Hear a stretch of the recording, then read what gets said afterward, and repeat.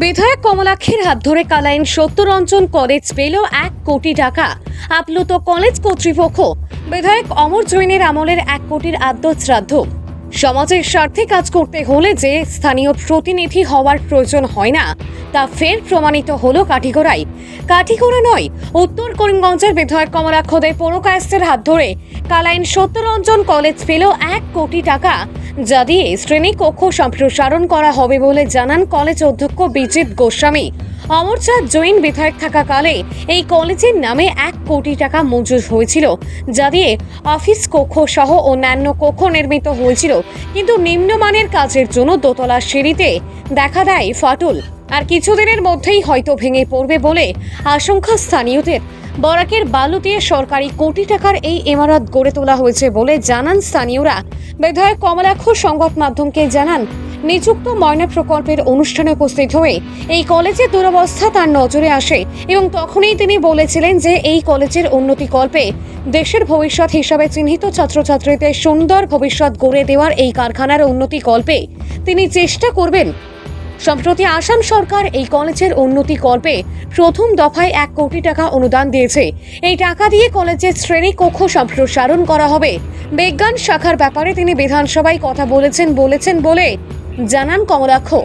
অধ্যক্ষ বিজিত গোস্বামী বিধায়ক পৌরকায়স্থকে ধন্যবাদের জোয়ারে ভাসান। তিনিই একমাত্র জনপ্রতিনিধি যার কথাই ও কাজে মিল রয়েছে। 1992 সাল থেকে চলমান এই কলেজে অনেকেরই অবদান রয়েছে। সকলের ঐকান্তিক সহযোগিতায় কলেজটি আজকের জায়গায়। সরকারি প্রকল্প বলতে বর্তমান এই দ্বিতল ভবনটি এবার বিধায়ক কমলাক্ষের দৌলতে আরও 1 অনুদান। সুপ্রিয় দত্তের রিপোর্ট, আসাম প্রাইম নেটওয়ার্ক।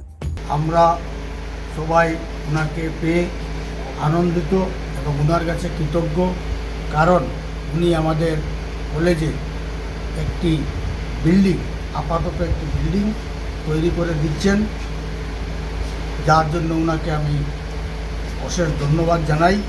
কারণ ওনার যে কাজের ধরন এবং অ্যাক্টিভিটি আমার অনেক ভালো লাগে। উনি কোথার নাম রেখেছেন, উনি ময়না প্রোগ্রামে এসেছিলেন কলেজে। আসার পর উনি কলেজের অবস্থা দেখে উনি নিজে থেকেই বলেছেন যে আমি এখানে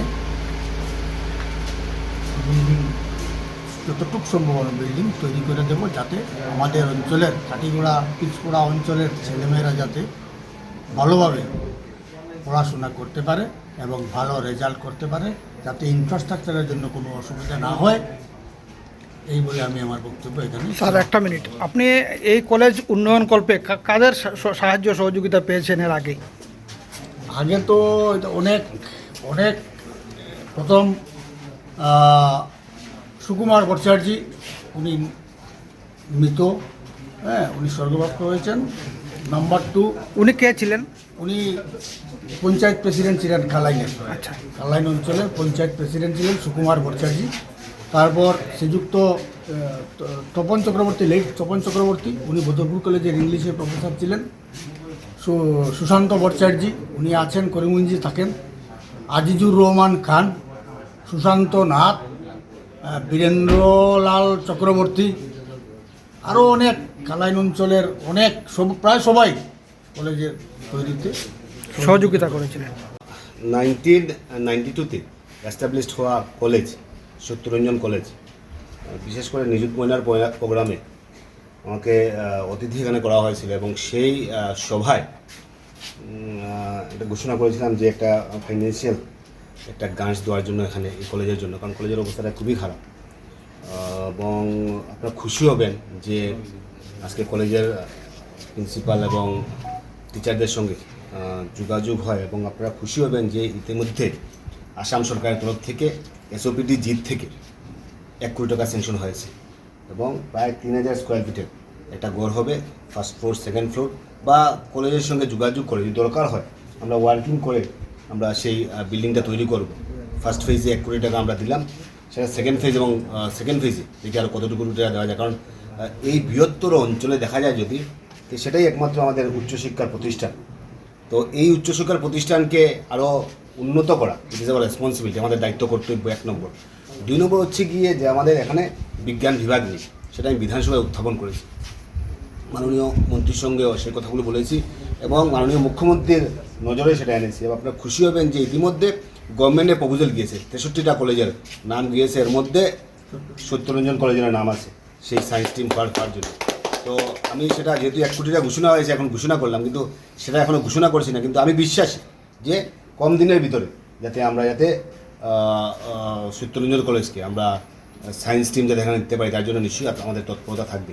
আমি ধন্যবাদ জ্ঞাপন করছি যে এই অঞ্চলের জনসাধারণ এবং বিশেষ করে টিচার্স এবং অথরিটিকে ওনাদের সেই মানসিকতার জন্য শৈক্ষিক পরিবেশ, শৈক্ষিক চিন্তাধারা এখানে বজায় রাখার জন্য এই শিক্ষা প্রতিষ্ঠানের মাধ্যমে আমাদের এই অঞ্চলে শিক্ষার আরও বিকাশ হবে। তাই এই অঞ্চলটাকে এবং এই অঞ্চলের উন্নয়নের জন্য নিশ্চয়ই আমরা এই কলেজটাকে উন্নয়ন করার জন্য আসাম সরকারের তৎপরতা এবং আমাদের তৎপরতা, এই অঞ্চলের জনপ্রতিনিধিদের তৎপরতা, এই অঞ্চলের মানুষের তৎপরতা নিশ্চয়ই থাকবে।